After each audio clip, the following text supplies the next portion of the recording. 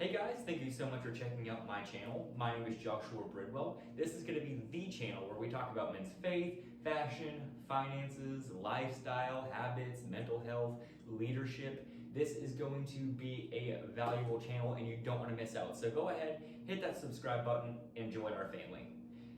And right now, my friends, it is a tough time financially to live in America. I went to the store the other day to get some vegetable oil, some eggs, and some milk for me and my wife so that we could make some pancakes, and I spent $20. That is crazy to me. And that's a very similar story to what's going on in the rest of the country. Things are expensive right now, and so you have to take care of the things that you already have. If you want to look good, then that's what we're going to talk about today, is being able to take care of the clothes that you already own so that you don't have to go and keep buying new clothes. And on top of that, it's just good things to know. So the very first tip is pay attention to how you are putting clothes on a hanger and taking them off of the hanger. Guys, I see this all the time. I've done it myself. And it creates something called bacon neck. That's right, it's where the neck of your shirt is folded and bumpy. It just doesn't look good. It stretches over time and it's just not gonna look the best. And the best way to avoid that is when you are putting clothes, specifically a shirt, sweater, whatever it is, on a hanger, you're actually putting it through the bottom of the shirt, not through the neck. And same thing when you take it off. Take that hanger out through the bottom of the shirt. Never stretch the neck more than you have to. The only time you have to is just putting it over your head, guys. So make sure that you are hanging and taking clothes off of hangers properly.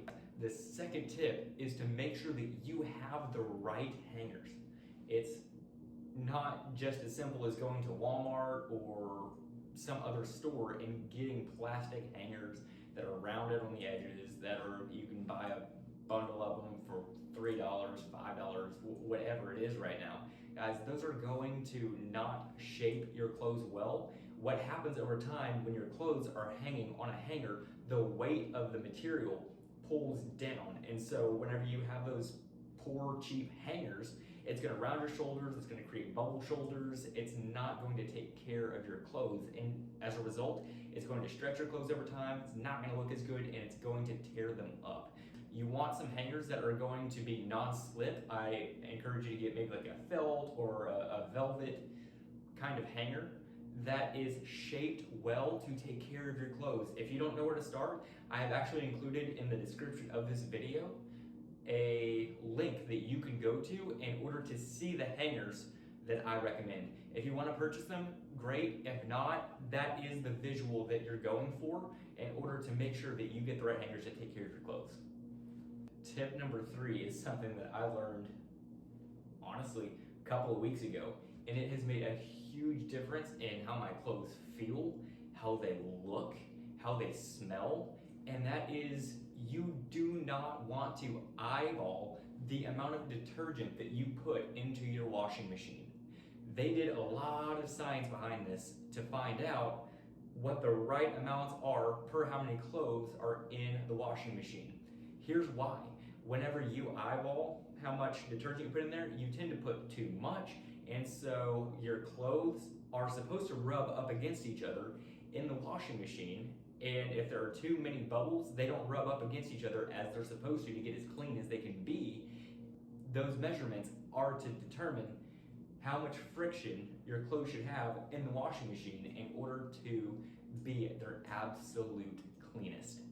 So make sure that you read those little lines on the cap and use that amount. That is going to help your clothes look better, feel better, smell better, and just be overall cleaner.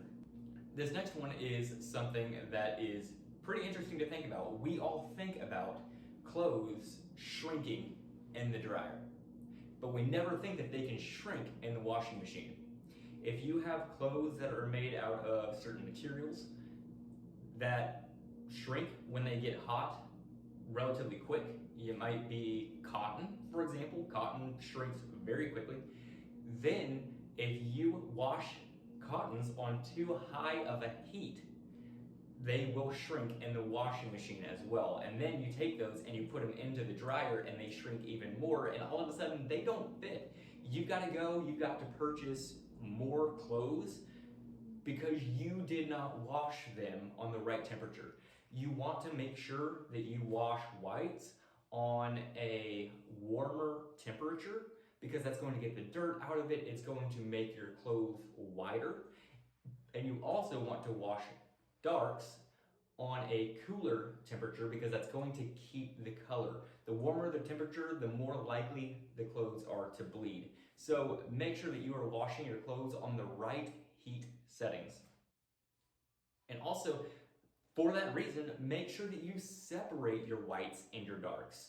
You do not want to wash those together for those reasons that we just talked about. And guys, you will see a difference. I got into the bad habit in college of washing whites and darks together, but that is fashion mistake number one. Do not wash those together. And even separate the delicates. Guys, wash them how they're supposed to be washed. If you have any questions about how they're supposed to be washed, check the tag. They're there, those icons are there for you. Use the resource while you got it. Besides separating your lights and your darks, you also want to make sure that you're not washing your clothes too often. Over time, when you put clothes in the washing machine, it goes through that process, then it goes through the dryer, it's going to fade, it's going to catch and tear and stretch, and it's just not going to last long if you wash it over and over and over again. And when it comes to jeans, you don't want to wash jeans all the time. And in fact, you can even take jeans, you can fold them up, you can put them in the freezer if you want to. That cold temperature is going to kill the bacteria and leave you with well-preserved, fresh denim.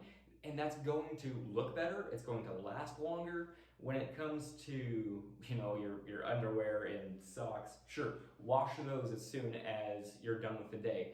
But depending on what you did in a shirt, you might be able to fold that shirt up, hang it up nice and neat, might be able to get another day out of it, but you do not want to wear clothes that smell, guys.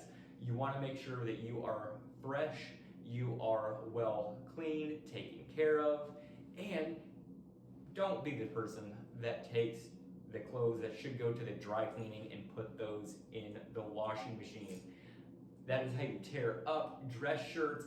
They are supposed to be dry cleaned for a reason. They look sharp. And guys, when you wash a pair of dress pants, it doesn't even feel as good as when you get them back from the dry cleaners. They've got that crease, that line, that sharp.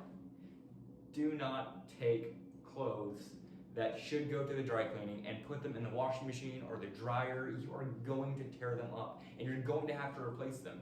Guys, if you can get out of the habit of doing these 7 things, your clothes are going to last so much longer. And then if you have made it this far, I just want to take a moment and to say thank you, because your viewership means so much to me. I know you hear YouTubers say that all the time, but the reality of it is, this is something that I'm passionate about. I'm wanting to grow, I'm wanting to engage with all of you, and the only way that I can do that is if you subscribe, if you comment, if you interact, because I want to provide value for you. And so thank you so much for making it to the end of this video, and I will see you guys soon.